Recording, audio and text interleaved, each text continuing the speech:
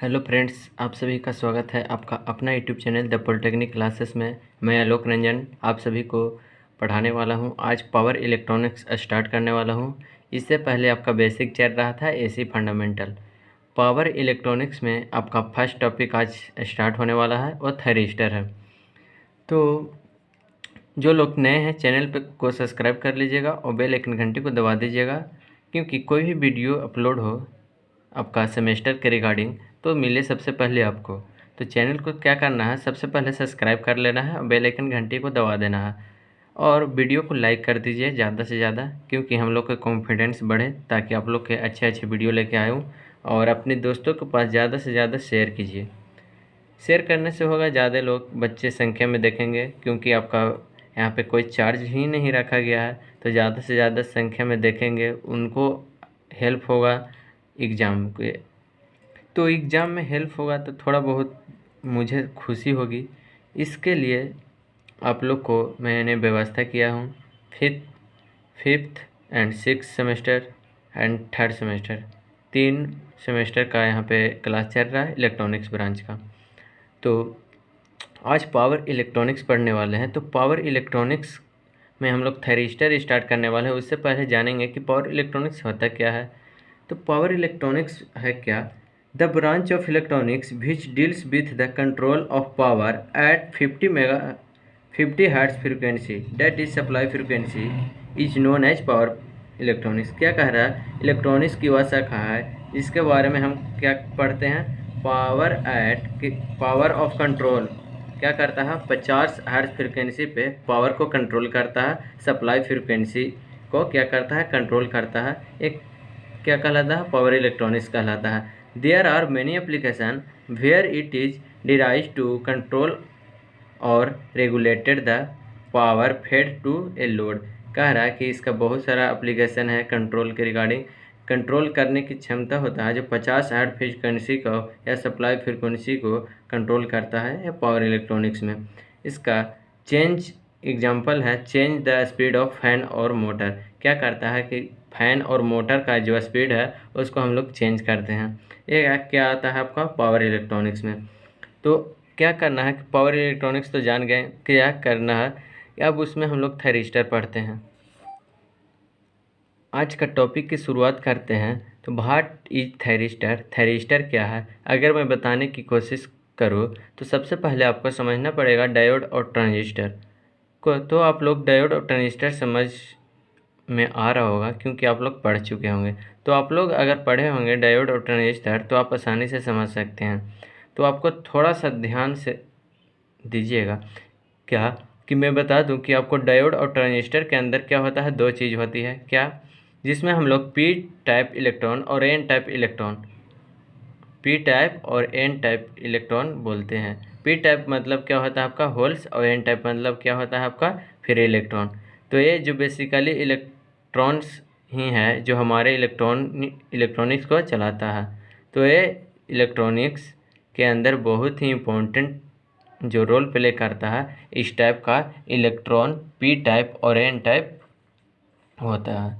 दोस्तों, तो थायरिस्टर की हम लोग बात करें, टोटली 4 लेयर होता है थायरिस्टर में। क्या?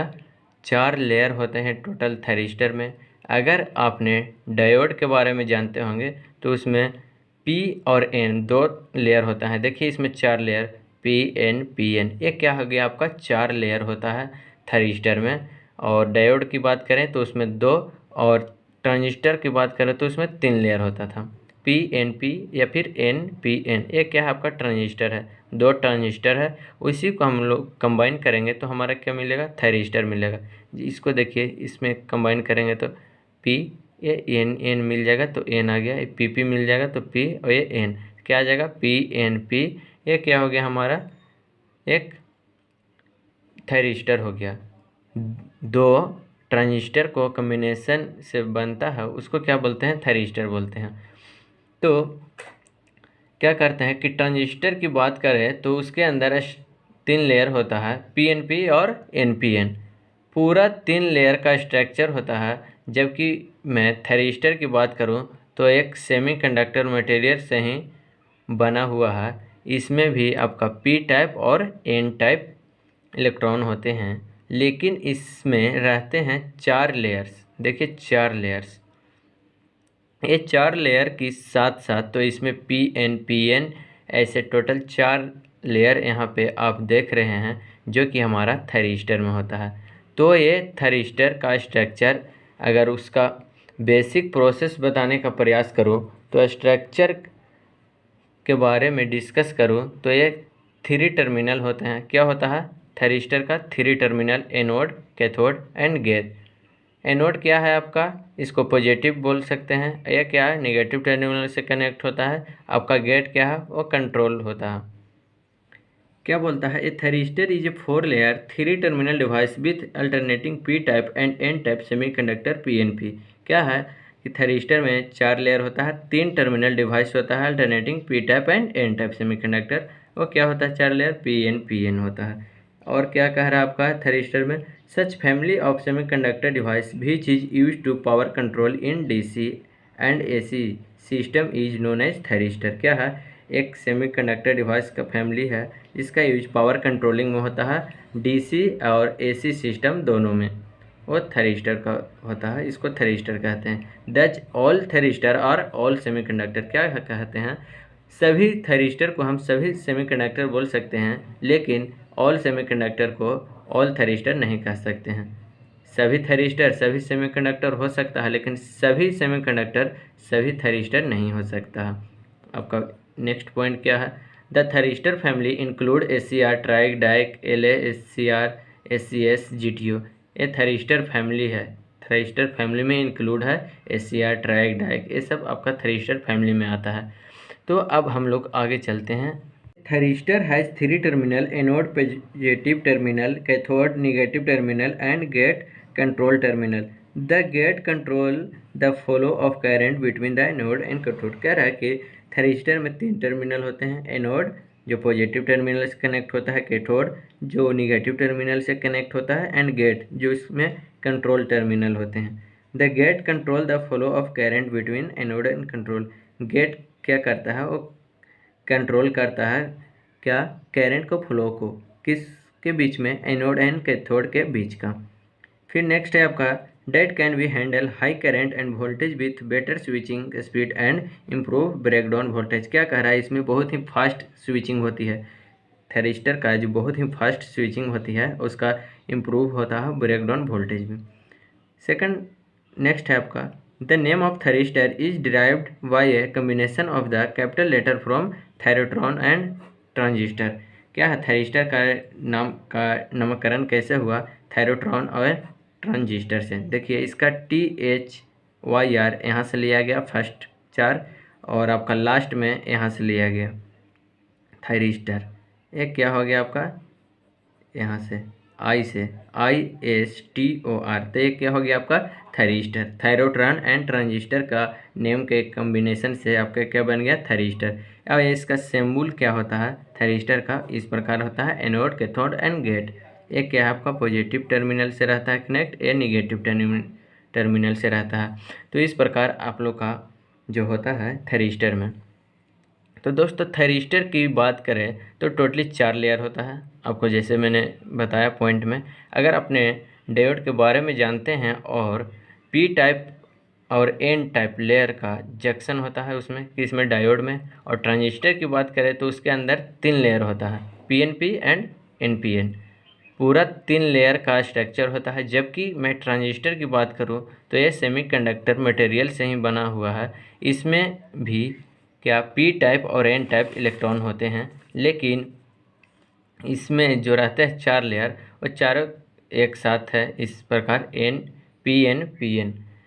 तो ऐसे टोटल 4 लेयर यहाँ पे आप देख रहे हैं जो कि हमारा थैरिस्टर में होता है। तो ये थैरिस्टर का स्ट्रक्चर, अगर उसका बेसिक प्रोसेस बताने का प्रयास करो, स्ट्रक्चर के बारे में डिस्कस करो, तो ये 3 टर्मिनल होते हैं। 4 भले ही लेयर होता है, बट 3 टर्मिनल होता है, anode, cathode and gate. Anode को पॉजिटिव से, जैसा कि मैंने पॉइंट में बताया, कैथोड को नेगेटिव से, एंड गेट कंट्रोल होता है।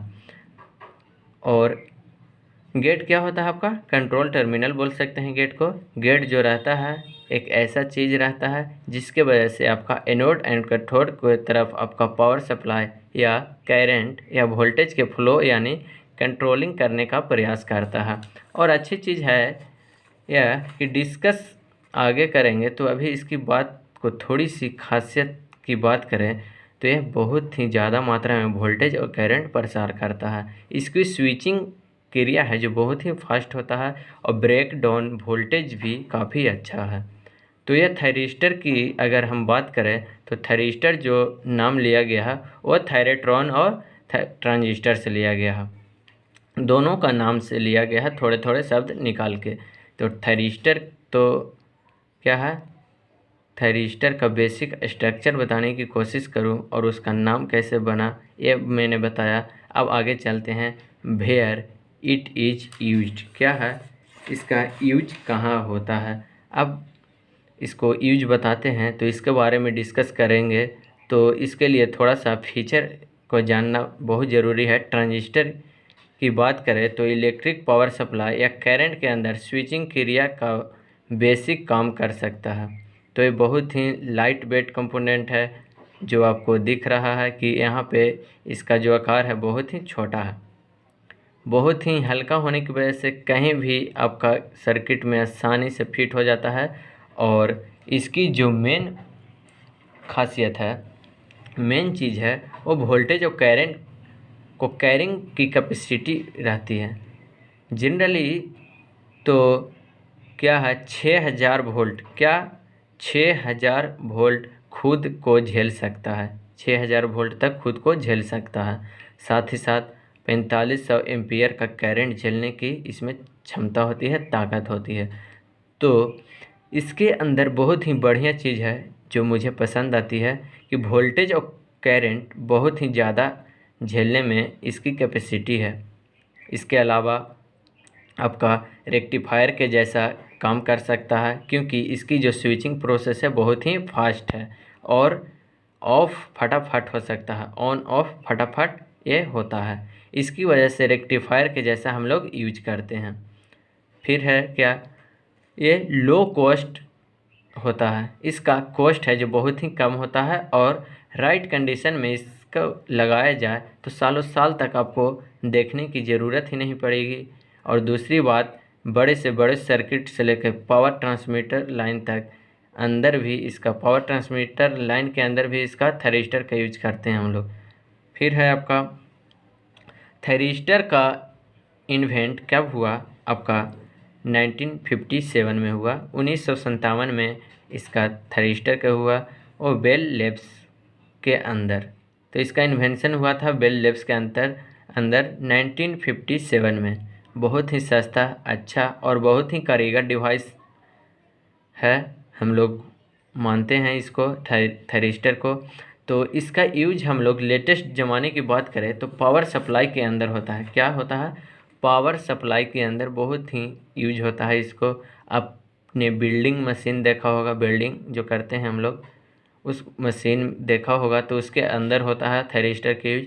कुछ तो हॉस्पिटल के इक्विपमेंट रहते हैं उसमें भी यूज होता है। हमारे इलेक्ट्रिकल की जो लेबोरेटरी होती है उसके अंदर भी इसका यूज होता है। Electrical transmission line, MCB, breakers, वैसे कई सारे जगह हैं, motor, controller, circuit breaker, dimmer के अंदर भी इसका यूज होता है।